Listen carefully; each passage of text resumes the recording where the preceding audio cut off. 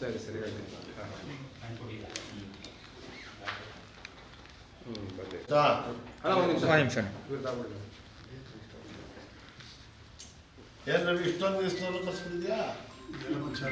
ಪರವಾಗಿಲ್ಲ ನೀನು ಒಂಥರ ಕಲಾಕಾರನೇ. ಆಯ್ತಾ ಗುರು?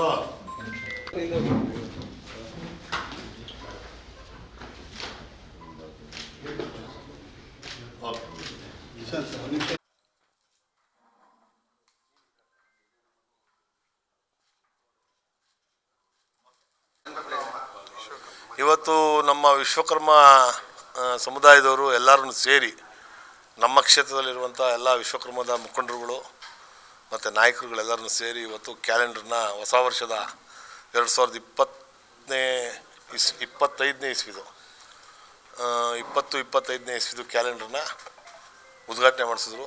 ಖುಷಿಯಿಂದ ಉದ್ಘಾಟನೆ ಮಾಡಿದ್ದೀವಿ. ಎಲ್ಲರಿಗೂ ಹೊಸ ವರ್ಷದ ಶುಭಾಶಯಗಳು.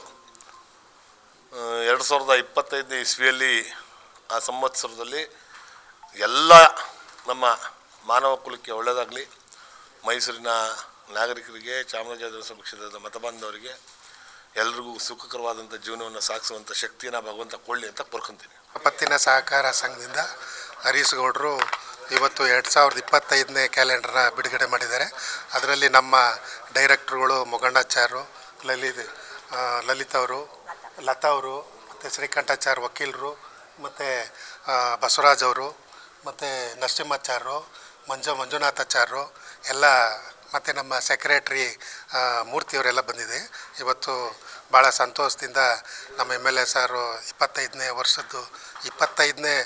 ವರ್ಷದ್ದು ವಾರ್ಷಿಕ ಕ್ಯಾಲೆಂಡರ್ನ ಬಿಡುಗಡೆ ಮಾಡಿ ನಮಗೆ ಭಾಳ ಅನುಕೂಲ ಮಾಡಿಕೊಟ್ಟವ್ರೆ. ಮತ್ತು ಅವ್ರಿಗೆ ಮನವಿನೂ ಕೊಟ್ಟಿದ್ದೀವಿ. ನಮ್ಮ ವಿಶ್ವಕರ್ಮ ಪತ್ತಿನ ಸಹಕಾರ ಸಂಘಕ್ಕೆ ಒಂದು ಜಾಗ ಬೇಕು ಅಂತ ಹೇಳಿ ಅವರು ಆಯಿತು ನಾವು ಮಾಡಿಸ್ಕೊಡ್ತೀವಿ, ಮೂಡಾಗೆ ನೀವು ಅರ್ಜಿ ಕೊಡಿ, ನಾವು ಮಾಡಿಸ್ಕೊಡ್ತೀವಿ ಅಂತ ಹೇಳಿದ್ದಾರೆ. ಈ ಸಂಘ 2004ರಲ್ಲಿ ಸ್ಥಾಪನೆಯಾಗಿ ತುಂಬ ವರ್ಷದಿಂದ ನಡ್ಕೊಬತ್ತಾ ಇದೆ. ಇದು ಇರ್ವಿನ್ ರೋಡು ಕಾಳಮ್ಮನ ರಸ್ತೆ ಬೀದಿಲಿ ಒಂದು ಚಿಕ್ಕ ಆಫೀಸಲ್ಲಿ ನಡೀತಾ ಇದೆ.